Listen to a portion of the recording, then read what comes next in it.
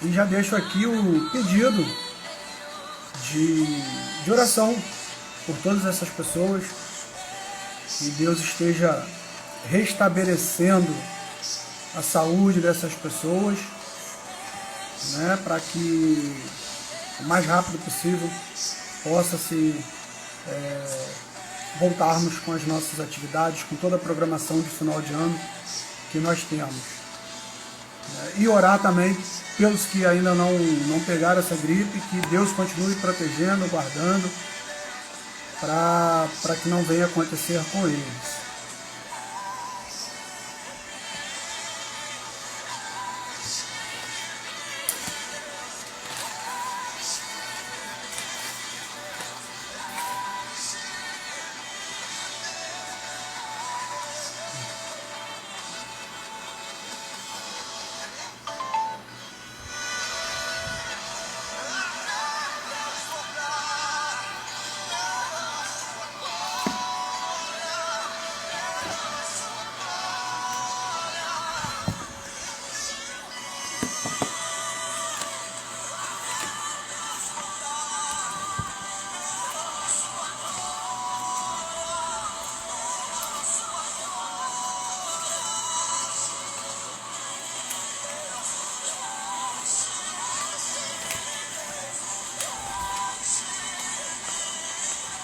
Deixar a Bíblia aberta aqui na primeira leitura que iremos fazer. Hoje é mais uma reflexão, irmãos. Não tem nada de pregação, mensagem, nada disso. Temos uma reflexão sobre, desligar aqui o som, sobre esse período do ano que nós vivemos, né, as vésperas do Natal, né, e fazer uma reflexão até sobre uns vídeos que eu andei assistindo, indicados pela minha amada esposa. Mas antes de iniciarmos, vamos fazer uma leitura, nos colocarmos na presença de Deus nesse momento. Amado Pai, te agradeço, Pai, por essa oportunidade, Pai, de mais uma vez podermos refletir sobre a Tua Palavra, Pai, refletir sobre o que o Senhor colocou em nossos corações, sobre o nascimento do Seu Filho, sobre essa data tão importante na história da humanidade, Pai. Coloco, Pai, em Suas mãos todos aqueles que estão enfermos, Pai. Que o Senhor esteja colocando Sua mão de médicos dos médicos sobre eles, Pai. Esteja tirando toda e qualquer enfermidade dessas pessoas, não só, Pai, os membros da nossa igreja, mas de toda a cidade de Macaé, de todo o país, Pai, de todo o mundo. O Senhor esteja levando a cura, Pai, levando refrigério, Pai, levando esperança para essas pessoas, Pai. E aquelas, Pai, que ainda não foram cometidas por esse vírus, Pai, que o Senhor continue nos protegendo, nos guardando, Pai, nos abençoando, derramando, Pai, sobre nós a Tua graça e nos guardando desse vírus, Pai, que sabemos que as vacinas para a gripe ainda não são eficientes sobre esse novo vírus ou variante, como temos o costume de falar, Pai. Nos guarde e nos proteja, Pai. Em nome de Jesus. Amém. Irmãos, como eu falei, é apenas uma reflexão sobre esse período do ano, né, o chamado período natalino. E para dar início, eu vou ler só a parte A, ou seja, a primeira parte do versículo 18 do capítulo 1 de Mateus, que ele diz assim: foi assim o nascimento de Jesus Cristo. Né? Talvez não. O maior acontecimento, provavelmente, da história da humanidade, né, foi o nascimento de Jesus, E esse fato, esse acontecimento, ele de certa forma, ele se mostra um pouco controverso, digamos assim, né? Porque após a criação do mundo é que nasce aquele que deu origem a tudo isso, aquele que deu origem aos céus, a terra, o mar e tudo que habita neles. Então se torna um pouco controverso, né? O Criador vir a nascer depois, mas os planos de Deus têm todo um propósito. Muitas das vezes a gente não entende o porquê das coisas no momento que elas acontecem, mas mais para frente nós vamos entender o propósito de Deus em nossas vidas. E o profeta Miqueias, ele já nos testifica isso, quando lá no capítulo 2, no capítulo 5, desculpa, versículo 2, ele diz assim: mas tu, Belém Efratá, embora pequena entre os clãs de Judá, de ti virá para mim aquele que será o governante sobre Israel. Suas origens estão no passado distante, em tempos antigos, ainda na eternidade. Ou seja, ele nos mostra aqui, o profeta, que a origem de Cristo é já da eternidade, antes mesmo da criação desse mundo. Porém, Deus, primeiro ele prepara a humanidade para receber Jesus. Ele pega os judeus, uma nação pequena, sem expressão naquela época, preparou atos e fatos para que Jesus nascesse judeu. Ou seja, ele vem de uma pequena nação, de uma nação sem importância, e faz dessa nação uma nação grande, trazendo dali o Salvador de nossas vidas. E a história nós já sabemos. Um anjo vai até Maria, diz que ela irá conceber uma criança, porém, crédula, Maria diz que não tem relações com homem algum, então como que isso poderia acontecer? E o anjo explica a ela que o Espírito Santo cairá sobre ela e colocará em seu ventre aquela criança.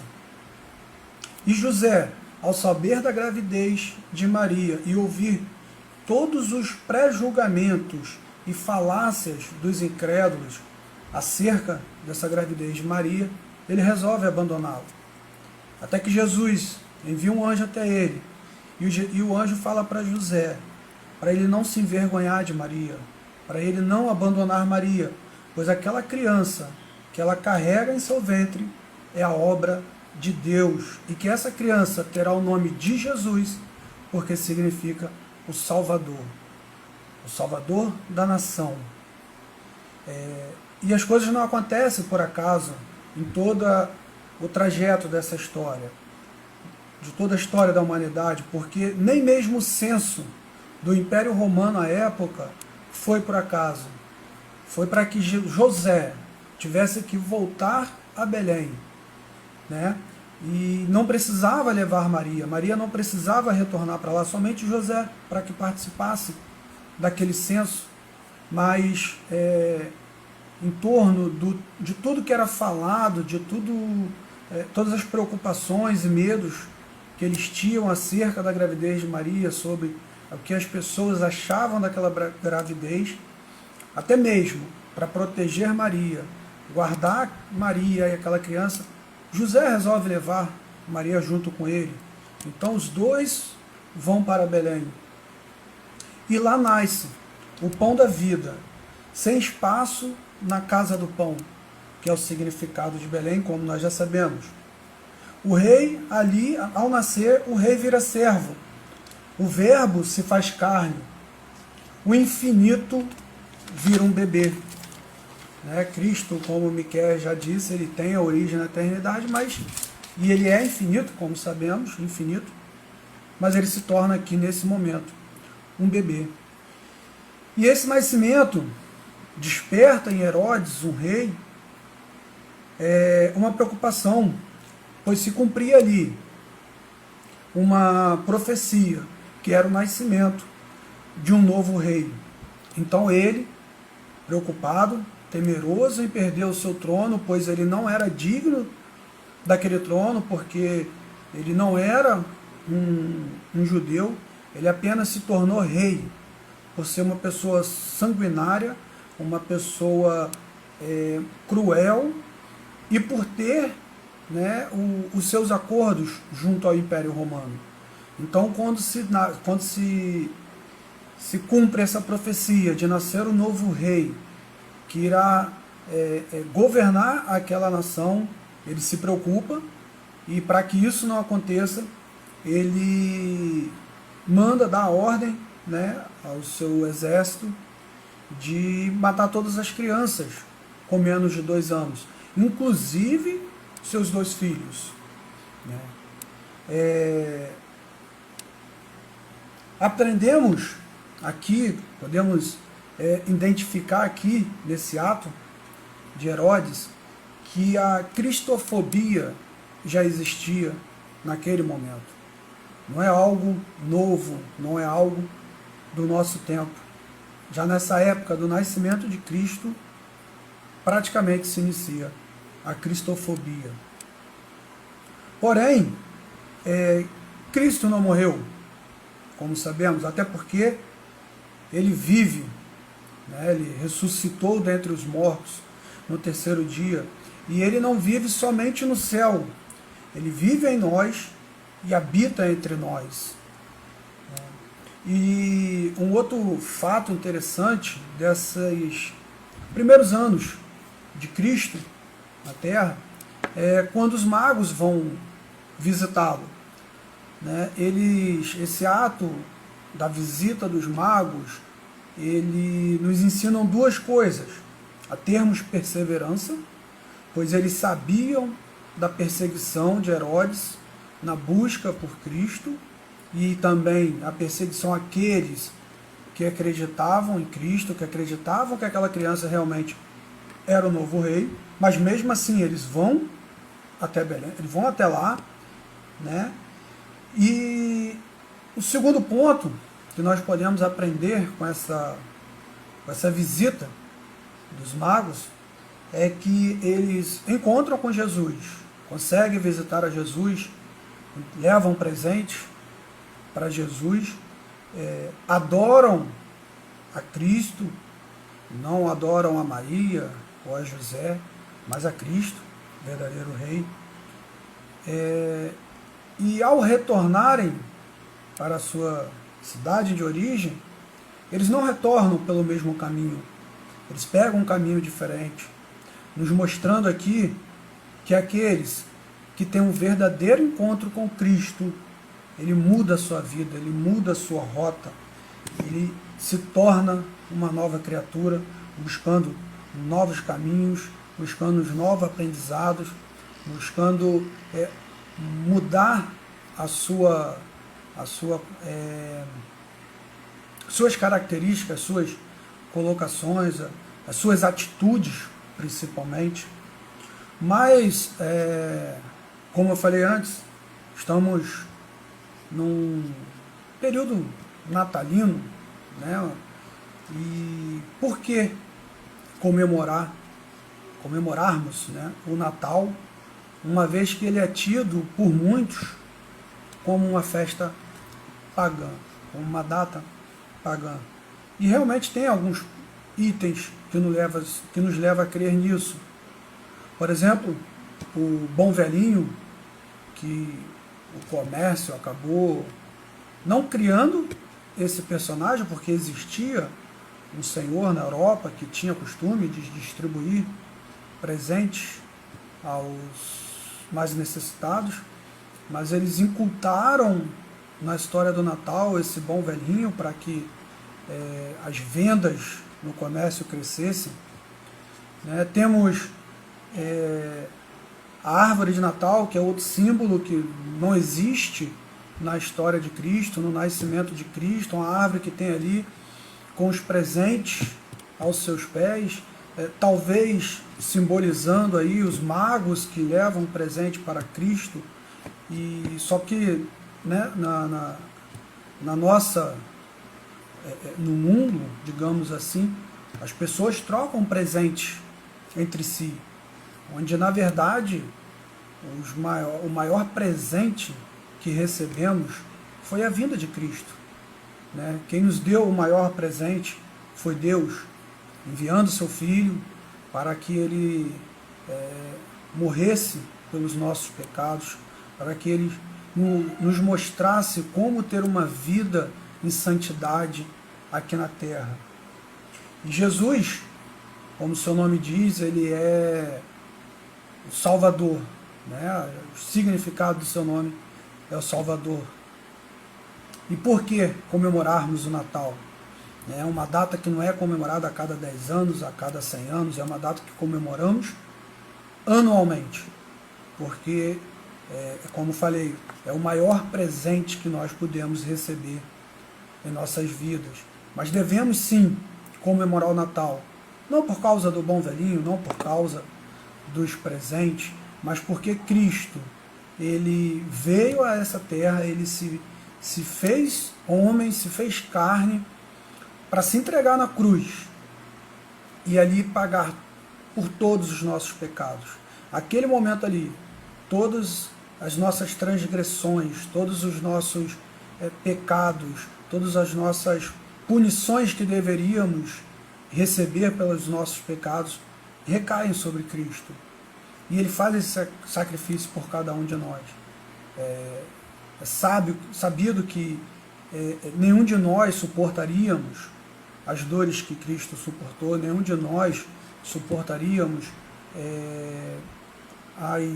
as agressões verbais que ele sofreu, as dores que ele sofreu, mas mesmo sabendo que ele não fez nada que merecesse passar por aquilo, ele aceitou essa missão, ele aceitou esse ato de amor por nós, que era se entregar na cruz, pagar por todos os nossos pecados, ressuscitar dentre os mortos no terceiro dia e ir para a eternidade, preparar um lugar infinitamente melhor do que o mundo que nós vivemos, porque não somos desse mundo, estamos aqui de passagem, apenas para servir a Deus, levar o seu Evangelho para as pessoas que ainda não conhecem, que ainda estão perdidos.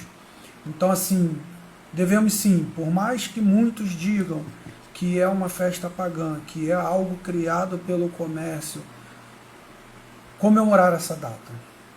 Porque o nascimento de Cristo, ele muda toda a história da nação, ele muda o futuro que nós teríamos para a nossa vida. O nascimento de Cristo nos traz esperança, nos traz paz. Sabemos que alguém se entregou por nós e que teremos uma vida em santidade eternamente. Então fica aqui essa reflexão. Vocês que vão buscar, ter suas festividades com os familiares, isso é normal, isso acontece em todas as famílias, sendo evangélicos ou não. Mas se você puder, no momento ali, diante daquela mesa, daqueles alimentos, puder lembrar a todos o verdadeiro significado do Natal, não deixe de fazer. Por mais que, de repente, todos que estão ali reunidos sejam cristãos, acreditem em Jesus, acreditem na vida do Filho do Homem, mas devemos, pelo menos por um minuto que seja, lembrar desse sacrifício que ele fez por nós, desse nascimento, esse presente que Deus enviou para salvar cada um de nós.